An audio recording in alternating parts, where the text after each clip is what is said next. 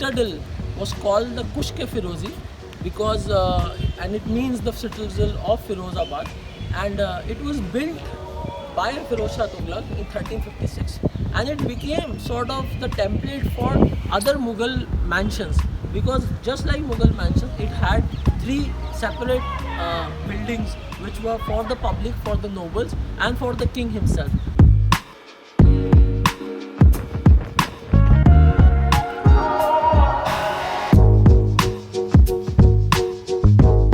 The Ashokan Pillar was called the Golden Pillar by the people of Feroz Shah Tughlaq's time, but eventually it is also called the Lat Sahab ka Pillar, because there used to be a Sufi saint called Lat Sahab.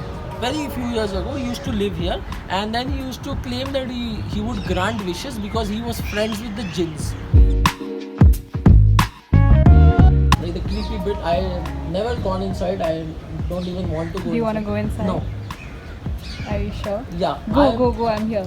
No, acha.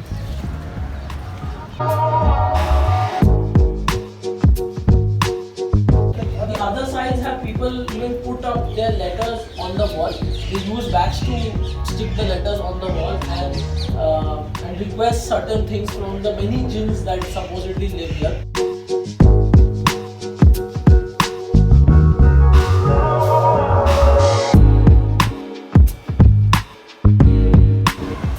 Somebody has put their phone number here. I suppose they want the djinn to call them on the phone and tell them some good news that they want to hear.